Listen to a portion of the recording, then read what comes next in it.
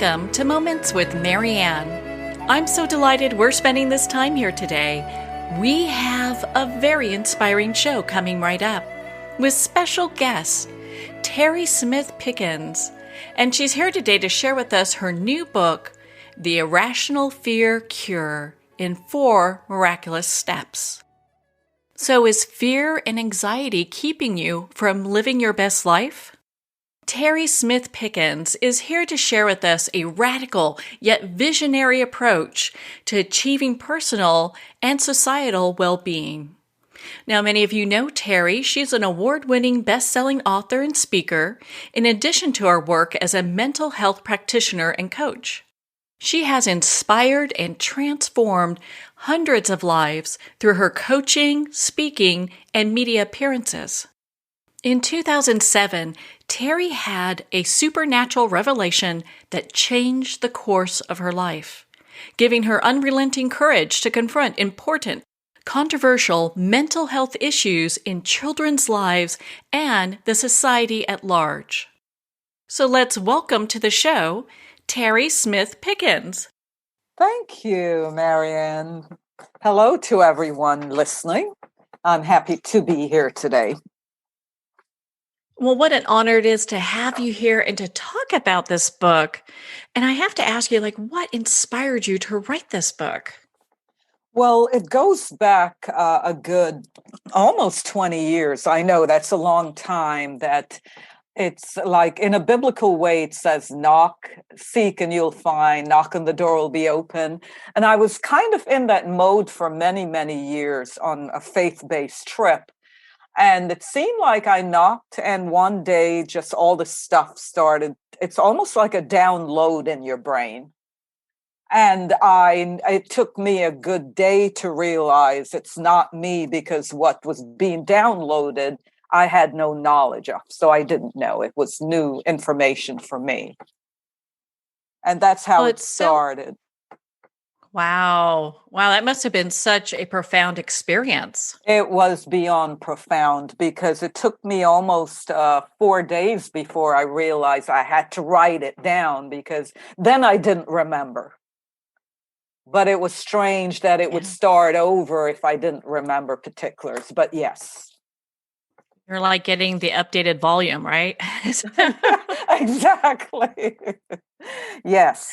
Well, and so as you're going through this process, was there stuff in your life that was bringing this up, or people you were working with?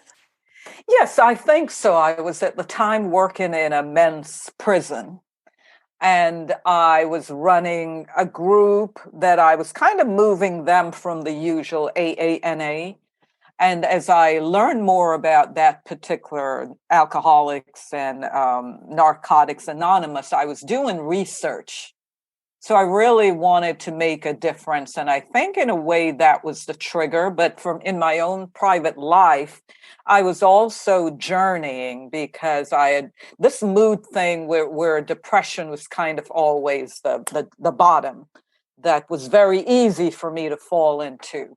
So I had done a lot of work on myself, and now working with these men, I really wanted to make a difference. And so I was doing a lot of research. Yeah, I was pretty impressed with the research that's in this book and the things that you discuss. Oh my goodness, it's astounding. But I think this is why your book is resonating with so many people today, because I think a lot of people feel that way. They feel like, you know what, maybe I'm in a depression, or I have high anxiety, or I'm just in this area where I just don't feel okay with myself. And I think people are searching for a way to move through that. Exactly. And you have to kind of be conscious and willing to look in the mirror, because a lot of us just get through day by day. That's why it's considered survival mode. We're just getting through the day, and we don't take time to stop and say, hey, something is not right with me or my relationship, and to go deeper into it. Yeah, to really kind of dive into that. Yeah.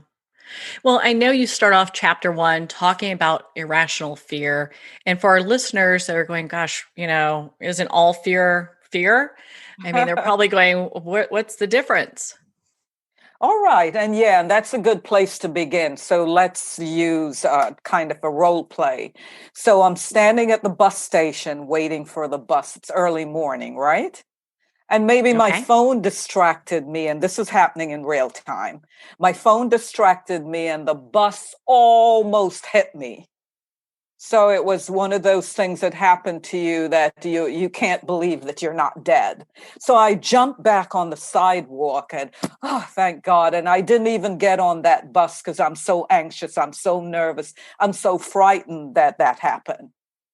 Now, let's say 2 or 3 or a week later, every time I go to the bus station, my mind tells me that that same thing is happening, that the bus is coming and it's going to hit me. And so maybe what I do is I completely stop taking the bus. So now it's the fear, Marianne, but it's my mind building it. My mind is seeing the bus. My mind is seeing the bus hitting me. My mind sees me laying on the floor.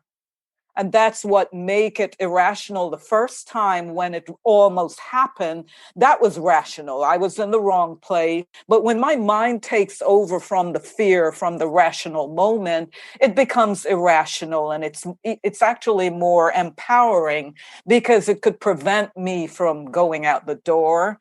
It could stop me from ever taking a bus, or it could be like a PTSD, post-traumatic stress thing, where I go to sleep or I go to bed and I'm reliving that.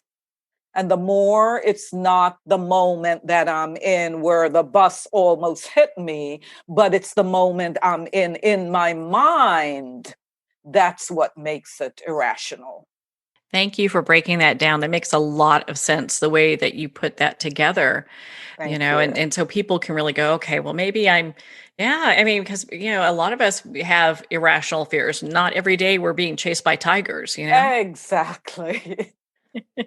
Exactly. And parents, even I am a therapist and I treat a lot of parents where they could give you the outline of their 16-year-old or 17-year-old who just got their driver's license. They could, in their mind, see them texting while they drive and then a car crashing into them. And they could give you these gory details to the point where you have to stop them and say, you have creative power. Be careful about thinking like that. But that's an irrational fear that your child is going to have a negative outcome when they're driving. You hear about that all the time where the parent has a fear, maybe like a fear of swimming, let's say. Hmm. And then before you know it, their children grow up going, I'm afraid of water too. There you go. There you go. And that's an excellent point you're making. And for those of us in the field of psychotherapy, we hear this every day. And part of the psychotherapy is moving people to understand that those fears are irrational. They could happen if you think about them long enough, but you really shouldn't. And the other point about it is energy. We all give off energy. So if you visited me and you're that person who have those crazy fears, I begin to feel it. And I'm not comfortable with you around. It's after you leave that I sort of take a breath. So if we're people running around with those irrational fears, it's negative energy that we're giving off. And if your children live with you, they can't leave or ask you to leave. They have to live with it. Yeah, that can be really rough then. It's Oh, a yeah. education. Yes. Yes. Mm. Well, and I can totally understand what you're talking about, because there are times when you're around people and you feel uneasy or you feel There you go. drained. And by the time Amen. they leave, you're just like, whew. Oh, what we you know, all have a family member or a friend like that. Come on. Amen. Isn't that the truth? But Yes. it's funny because people can really put their finger on it. Go, okay, this is something that I can really tangibly feel, Yeah. and it's a real thing. Yes. Indeed, and it's a real thing that you're hurting your children. And it's a real thing that just because we can't see something in the outcome doesn't mean it's not happening. So my passion for the Irrational Fear Cure is the imperative that we cannot see and fail to believe that we are hurting our children, because the early childhood era is so critical.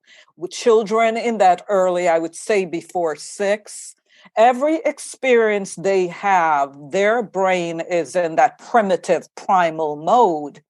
And the brain tends to interpret just about everything, even things that are not dangerous. The brain interprets it as dangerous. And the end result of that is, if they're not protected from that, then the brain can become frozen in a protective posture. And that protective posture is what we see as anxiety.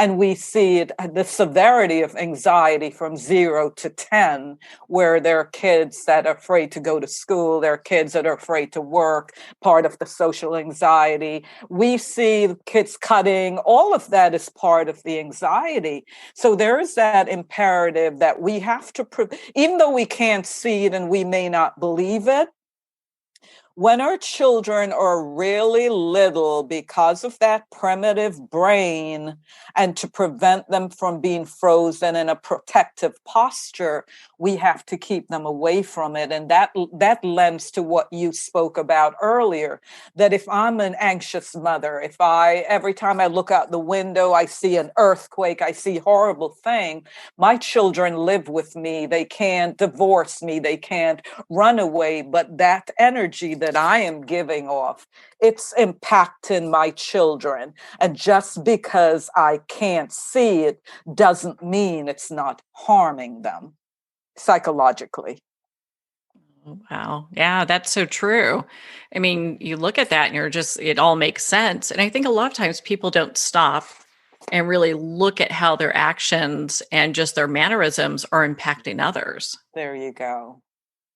And the irony of what you just said, people not kind of paying attention to that impact, is if they're frozen, if children are frozen in that protective posture, then they go to survival mode and have this thing called survival mode syndrome. And part of that syndrome is survival means kill or be killed. So if I'm in survival mode, I'm not concerned about anything, anyone, the world around me. I'm concerned that harm is going to come to me and I have to stay on top.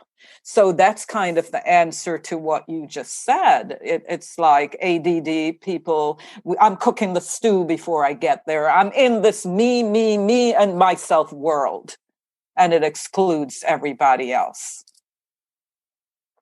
Wow, that's it's something that we all need to take a look at. I mean, I just found your book so empowering because you really talk about things that it's like people don't really spend time talking about. Do you think that we're creating like a fear epidemic at this point in history? Yes, we definitely are. I said in part of the book that, for instance, if you take COVID, you're really superimposing COVID on the irrational fear that's already there. So can you imagine how hard? In other words, when I'm threatened by something I fear, I'm going to be, the rational part of my brain is going to operate. But what if it's already in that mode? What if I'm already in fear? It's got to be 20,000% worse than if it were a natural fear. So we see it with COVID, and I personally have friends that are bathing in bleach, that you walk in their house and the stench of bleach will just blow you out the door. Or people wearing 2, 3, 4 levels of mask. And there are extremes. And if those of us in this era that we live in, if you've not seen it, you may not realize how bad this time is in our lives. Yeah, there's so much going on if we really look at, how people are in their own ways dealing with their stress and anxiety. Some good, some not so good. Right. And, it just says all together that, we're kind of going through this really tough time. Yes, we are. And we see where there are people who need help now. It used to be in the past, people could manage their anxiety, but we're seeing more and more with COVID where mental health is called upon. Because when you're in fear, it's the irrational part of your brain that process, and you're looking for relief in any way you can. And that's not a good thing. You still need to be able to reason things out and say, yes, this is good, this is bad, let's throw this away. When you're in the irrational part of your brain, you're just saying, bring me relief, the vaccination, whatever, just bring it. But it's not every relief that's a good relief for you. You still have to think things through in a rational sort of way. It's, your book really teaches people new life skills that Mm-hmm. perhaps they never learned growing up. And now's a great time. While we can't really Exactly. go outward, let's go inward. Yes, yes, yes. Yes, and you don't learn it growing up because once again, it's always everything is scaled. But if I am a parent who's suffering from survival mode syndrome, meaning I have perceptual disturbances, and all that means is I may have hoarding issues, I may be afraid of things I shouldn't be afraid of, like fruit, I may not be able to drive on a bridge, I may have mood instability where either I'm too hyper or I'm depressed and can't take care of my kids. How do we allow ourselves to teach our children? And I'm specifically speaking to parents now. How do you help your kids to learn the skills that you just mentioned when I myself am in this state of extreme skepticism? Maybe I'm defensive. Maybe I have obsessive compulsive behaviors, which for everyone just simply is what an addiction is. So, in other words, I am struggling to survive. And if I am struggling in this mode of survival, what is available for me to give to my children? They can only teach what they know. So you really have this cycle that happens where, from one family to another, they're kind of repeating some of the same behaviors. Yeah. And we say in treatment, you can't give what you don't got. That's the lingo. But I Yeah. can't give you what's not in my purse. Marianne, if you want $50 and my purse has a penny, that's about all you can get. And so part of the imperative is more when in the field of psychotherapy, more and more they're leaning towards parenting training or parenting skills. Because when the children present with the psychological problems, what happens if they're in the same environment, and the environment is generational fear and generational patterns that people cannot pull themselves out of. So you could fix a child if a child goes to a therapist, but you're only putting a Band-Aid, because then you put the child right back in that environment or setting where there's extreme anxiety and depression and so on and so forth. And it's just a matter of time that they get psychologically sick again. I was on one of my clients yesterday. This is a 16-year-old girl, and the way she describes her life, she is the parent and her parents are the kids. She Oh has boy. the wisdom to know what a parent should do, how they should show love, how they shouldn't speak negatively of each other in front of her. So technically, her role is almost parent, and her parents are clueless. But you go ahead, Marianne. That's got to put a lot of stress on a young person having to be the adult and not being able to actually be the kid. You bet. You bet. And then how does you see the outcome of that? A lot of times when people need anger management, that is the source. Wow. Wow. I know in your book you talk about isolation, and I was very impressed and how you talk about it in a way that most people don't think of when we talk about isolation with family secrets. Mm. Yeah, that's another huge one that came up because I'm still treating, and it came up yesterday with the child saying, and this is a teenager, so she's old enough to saying one of the terrible things in my family is if I had to describe my mother, what color she likes or whatever, I don't know her. Everything in my family is a secret. And the reason it's a secret is the bad things that happen, be child abuse or just name it. A lot of times people feel that they're doing their children a favor by protecting them from it. But in truth, children may not say anything, but they see everything that you do. They know instinctively, they know that something is going on, and that eats at them more than if you would sit them down and say, my dad abused me or my mother abandoned me or whatever. Those secrets are going to come out. And instinctively, we know when we're intimate with people and their secrets being kept. And so the isolation, the way it feeds into isolation is a lot of times people, it's a polarity of either I'm out there or I'm isolated. So if I'm isolated, it's that belief that if I don't have friends, and part of that is poor self-esteem, not learning the skills, then I could be a young person or even an older person and spend all my time alone. I have no friends. There's no one I talk to. And I'm actually comfortable in that setting. And even if my neighbor or family member say, well, let's try to get out, this person's having a party, let's go. I am not comfortable being around people, hearing certain things. I prefer to stay in that isolation with my secrets, me, myself, and my secrets. And we see how it turned marriages upside down. It's the same kind of thing where you could marry a person who is married to two other people, and you find out years later, something drastic happens. It's unimaginable that you could date someone, marry them, and they're already married to two other people and you don't know. Just think of the implication of that. And supposedly that happens more often than people know. Than you know, absolutely. And so a lot of this can cause isolation and children mainly. When you think of school refusal, which was huge before COVID, the irony of it is before COVID, there were programs being formed to help children to go to school. Parents couldn't get their children to go to school.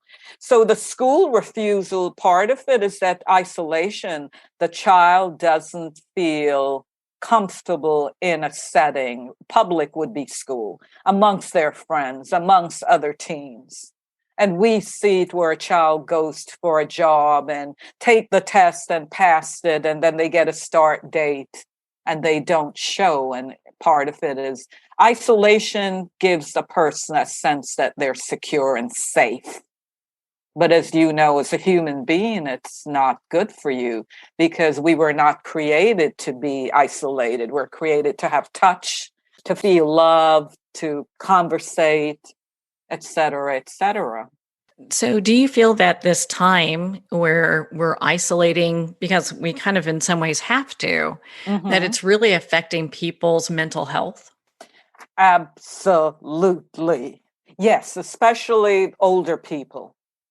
So I've seen the case where if my fear is irrational, and before COVID, I was kind of this anxious, because just if I quickly may say, any anxiety is a trigger, just telling your mind that there's something threatening you. So if I were in that mode, then COVID came, I superimposed COVID on that, then I may be afraid to be intimate with my husband. I may, if my kids go visit the neighbor, I may want to lock them in a room for a day. But we see it mainly with older people. I have friends and I know clients who, the elderly or people over a certain age, they do not visit or talk to them from the window. And even though the person who you're isolated from may not say it, it's a sense of loneliness.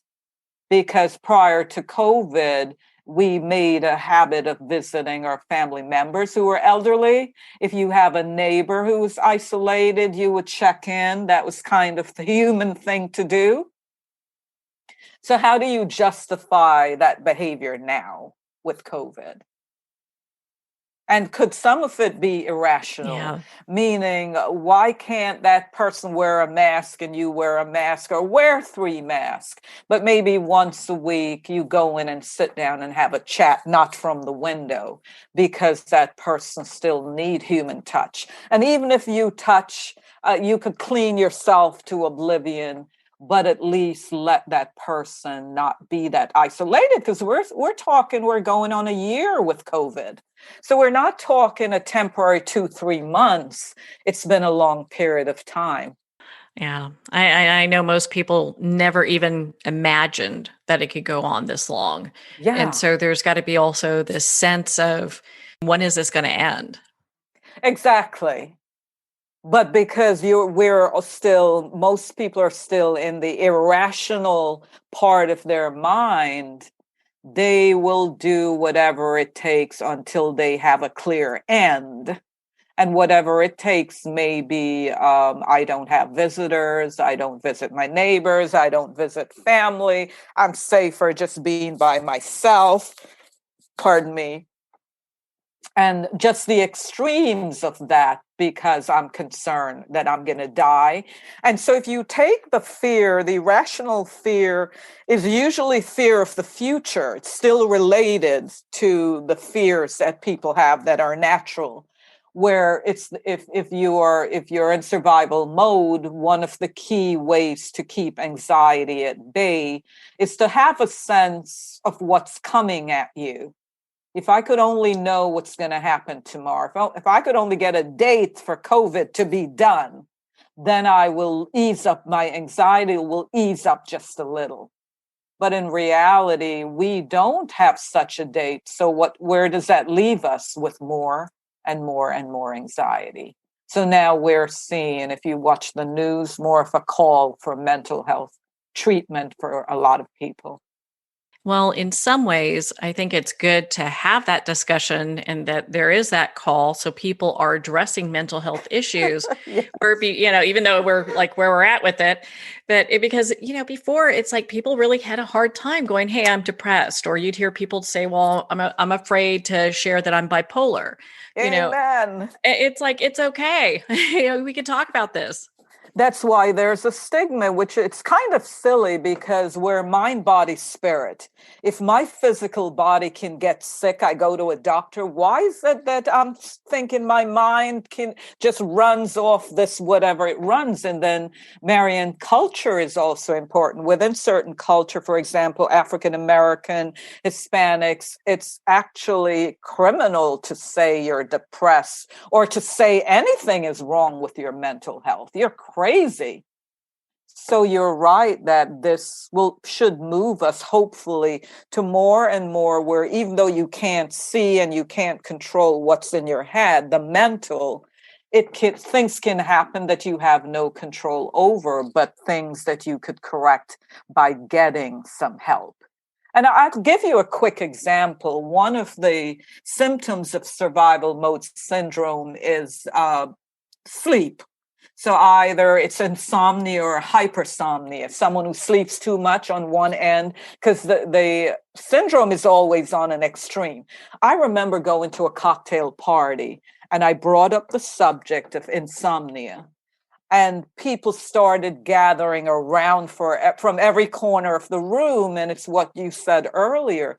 People didn't realize that there are millions of people out there who cannot go to sleep at night.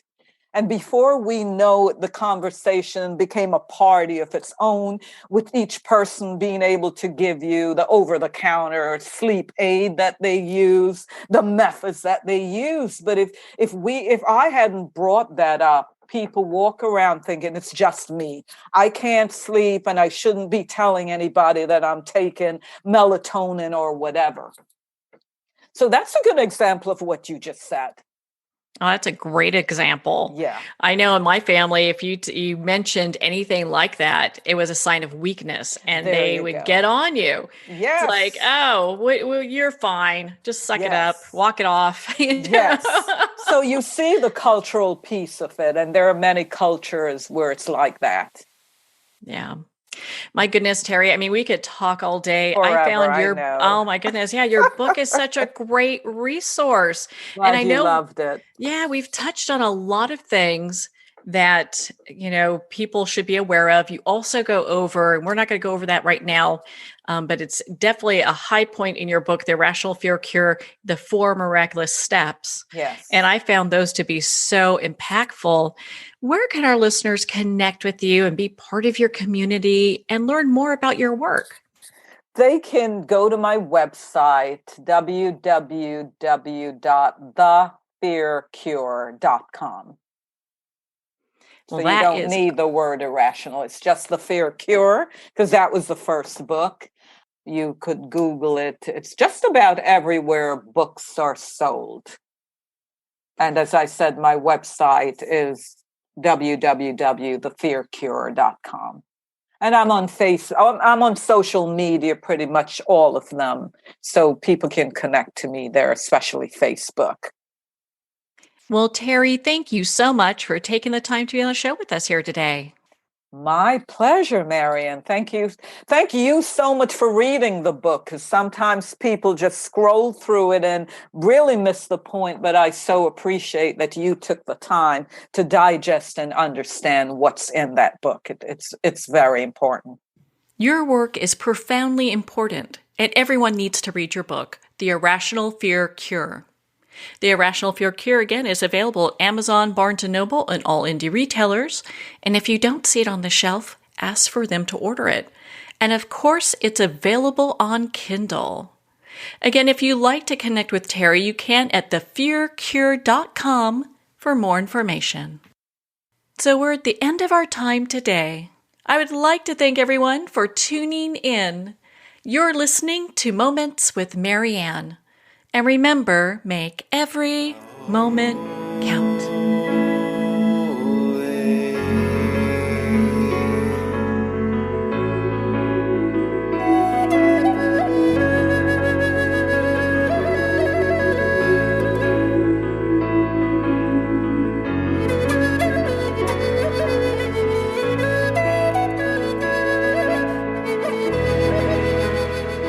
In a single moment, your life can change. Moments with Marianne is a transformative hour that covers an endless array of topics with the best of the best. Her guests are leaders in their fields, ranging from inspirational authors, top industry leaders, and business and spiritual entrepreneurs. Each guest is gifted and a true visionary, a recognized leader in her own work, and while teaching others to develop, refocus, and grow, Marianne will bring the best guest and sometimes a special surprise. Don't miss this. You never know just which moment will change your life forever. Moments with Marianne airs every Sunday, Monday, Thursday, and Friday at 8 p.m. Eastern and 5 p.m. Pacific Time. Make sure to tune in and visit momentswithmarianne.com for more information.